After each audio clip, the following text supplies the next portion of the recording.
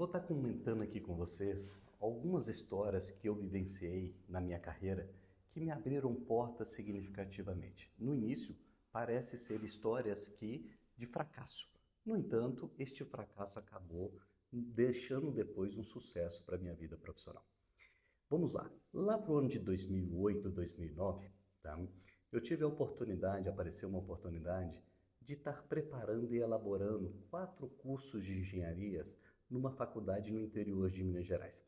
Foi uma faculdade que precisava abrir 4 cursos de engenharia e esses 4 cursos de engenharias eram engenharia civil, engenharia da produção, engenharia elétrica e engenharia química. E me procuraram porque naquele ano eu já tinha terminado o meu doutorado e eu estava no mercado já sendo professor universitário, então como eu tinha um lado acadêmico também, me procuraram para ver se eu tinha um interesse de estar montando esses cursos para estar submetendo ao MEC e essa submissão ao MEC para ele autorizar essa faculdade a abrir os 4 cursos. E ali eu nunca tinha preparado essa documentação, aceitei o desafio porque eu adoro ter novos conhecimentos, adoro a aprendizagem, né? E aí aceitei o desafio de montar esses cursos. E comecei a preparar a documentação, e aí eu vi o grande desafio que era. Tinha que montar projeto pedagógico, grade curricular, montar a lista de docentes, mostrar como que ia ser os laboratórios do curso, quais são as estruturas que tem em cada curso, ou seja, montar todo um projeto para submeter ao MEC e depois o MEC vir e fiscalizar se poderia abrir ou não o curso nessa faculdade. Conclusão, passou-se um ano, foi debruçado, dedicado, porque neste momento eu trabalhava dedicando muito ainda para os meus lados profissionais, no entanto, sobrava somente o período noturno e os finais de semana para que eu pudesse me dedicar a isso. Então foi uma dedicação muito intensa para fazer esse trabalho. Lembrando que não era um trabalho convencional meu, era a primeira vez que eu fazia. E para isso, toda vez que a gente tem a primeira oportunidade de fazer algo, ou seja, precisa de uma dedicação maior, porque a gente não tem aquela base de conhecimento e ela precisou ser buscada.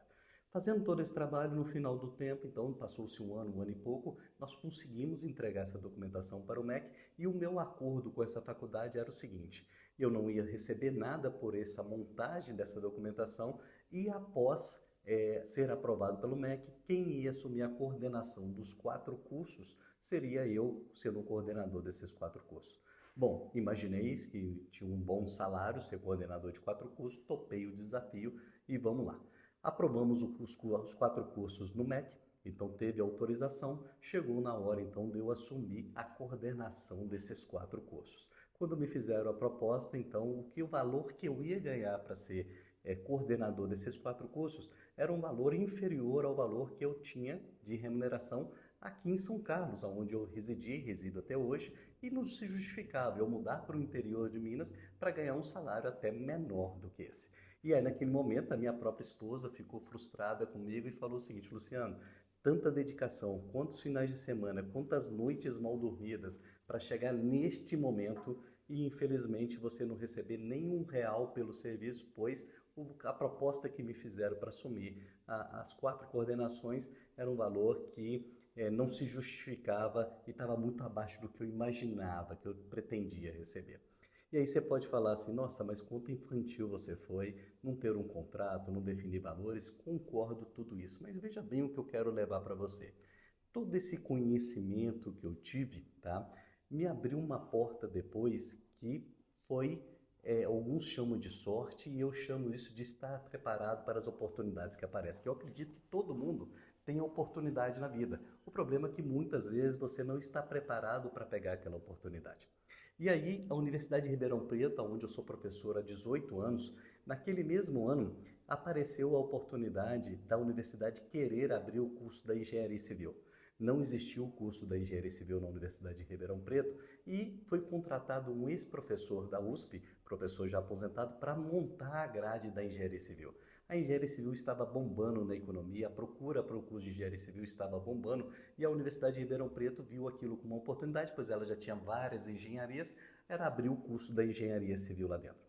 Então, foi contratado este professor para montar esse curso e esse professor, uma semana antes dele entregar a documentação, eu me lembro certinho, era próximo, a documentação tinha que ser entregue no dia 13 de novembro, tá? Para abertura, para protocolar junto ao MEC, para que o curso fosse aberto em fevereiro, ou seja, no próximo semestre, daquele ano, tá?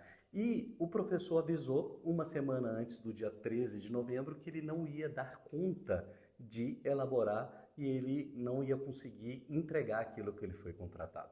Me lembro muito bem, na época, a reitora ficou extremamente chateada, pois tinha expectativa desse curso em fevereiro abrir, pois estava bombando o mercado e a procura de engenheiros naquela época, e foi uma frustração muito grande. A minha coordenadora, eu dava aula no curso da Engenharia Química, a minha coordenadora levou o meu nome para a reitora, dizendo o seguinte: olha, tem um engenheiro civil aqui dentro, que ele vem aí fazendo um bom trabalho com os alunos, eu posso trazer ele para estar conversando com você, para ver o que ele consegue te ajudar na montagem desse curso, sendo que aí, faltando uma semana, a própria reitora não tinha um lado positivo na história de acreditar que seria possível de preparar toda essa documentação.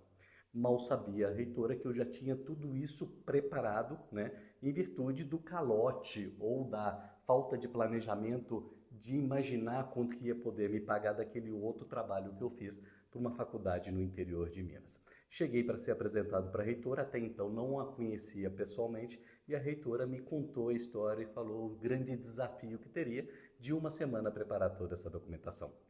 E naquele momento eu fiz uma coisinha errada, mas eu vou contar para vocês aqui para valorizar o passe, né? Eu expus para a reitora que era um grande desafio aquilo que eu me interessava, virar noite, assumir o compromisso com ela que eu ia preparar toda essa documentação para entregar para ela uma semana após aquele bate-papo nosso. Ela achava difícil, mas ela não tinha outro caminho para seguir e ela me apresentou o pessoal que fazia o processo de dar entrada junto ao MEC e eu combinei com esse pessoal que um dia antes da entrega final eu ia me reunir com eles, mas que eu precisava conversar com eles ali para eles me dizerem quais são os documentos que eles precisavam. E aí, ao apresentar essa relação de documentos, pois a Universidade de Ribeirão Preto é um processo de universidade, um processo de faculdade, para quem sabe, quem é da área, faculdade é um grau inferior à universidade no ensino, então existe faculdade, centro universitário e universidade, então universidade é o máximo grau de ensino que se tem perante o MEC e faculdade é o início do grau de ensino superior. Então, por ser universidade, ela tem mais crédito com o MEC quando comparada à faculdade, centro universitário e universidade. E aí, peguei aquela relação e aquela relação, toda a documentação que eu precisava, por a faculdade exigir, inclusive, documentações até superiores de uma universidade, pois você tem menos crédito com o MEC, já tinha documentos ali preparados para o nível de faculdade que ia até ajudar nessa documentação que já estaria sendo exigida da Universidade de Ribeirão Preto. E aí eu entreguei toda essa documentação. No período que eu combinei com o pessoal foi conferindo, ticando, olhando, abrindo, falou assim: nossa, realmente a sua dedicação foi enorme. A gente desconhece algo nesse sentido que pudesse tomar algo que fosse em tão pouco tempo entregar essa documentação do nível que foi entregue. Mas é lógico, foi uma documentação que foi preparada tudo há mais de um ano em um outro processo de autoria minha 100%. Conclusão, adaptei aquilo ali para a realidade de Ribeirão Preto, ou seja, essa adaptação é uma adaptação muito mais tranquila do que realmente fosse fazer todo o processo do zero, então foi uma autoria 100% minha, então eu estava muito tranquilo de apresentar aquilo ali para a universidade e tiro e queda, abriu-se o curso, tivemos mérito no curso e o mérito foi 100% aprovado. Conclusão disso, a reitora gostando disso, do meu trabalho, me deu a oportunidade de ser coordenador, então, aos 29 anos, do curso da Engenharia Civil na Universidade de Ribeirão Preto, universidade super tradicional, super reconhecida, e nós tivemos ali o sucesso na abertura deste curso. E o meu salário pôde aumentar 4 vezes mais do salário que eu estava na universidade por assumir esse novo desafio e pela recompensa que a reitora, junto com a universidade, me proporcionou pela valorização da dedicação da entrega desse trabalho. Então veja bem o que eu estou querendo mostrar para vocês. O conhecimento ninguém te tira. Às vezes você imagina que o conhecimento que você obteve com determinados trabalhos, às vezes você fica frustrado de uma valorização que você teve num determinado ponto. Então, por exemplo, todo aquele conhecimento que eu busquei, que eu fiz, que eu dediquei, a remuneração não veio lá pela Faculdade de Minas Gerais.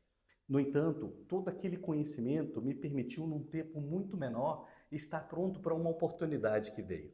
E o que que eu falo isso? Muitos profissionais não topam fazer determinadas atividades simplesmente pela remuneração que vai ter, mas eles não deixam de pensar no conhecimento que eles estão agregando com aquela oportunidade. Por quê? É quando a gente faz, quando a gente põe a mão na massa que a gente aprende. Eu costumo falar que de todo o conhecimento que você tem, 10% dele você teve na sala de aula. Então a sala de aula te dá um conhecimento em torno de 10%. 15%, 20% desse conhecimento que você tem é planejando, é escrevendo como que eu vou fazer, como que eu tenho que fazer, se organizando a fazer. Mas 70% do seu conhecimento é fazendo, é a prática que você, implantando aquilo que você aprendeu na teoria, é a prática que faz você realmente ter um conhecimento enraizado e bom naquilo que você faz. Então, tome cuidado. Se você tiver a oportunidade de fazer algo e você tem a disponibilidade de tempo, faça. O dinheiro vai ser consequência, que com esse conhecimento vai te proporcionar depois alguma arrecadação financeira que vai te abrir as portas de forma significativa. Busque conhecimento. Eu costumo na vida que você tem que encher vários baldes. O primeiro balde que você tem que encher é conhecimento. O dinheiro ele vai vir com o conhecimento que você tem. Então não saia tomando decisões de negar a oportunidade de aprender algo, porque às vezes a remuneração não vai ser boa. Se você tiver disponibilidade de tempo, aceita aquilo, aprenda aquilo, que com esse conhecimento depois vão te abrir diversas portas. Essa foi a minha experiência, que eu estou aqui relatando para vocês e que deu muito certo e que foi de sucesso.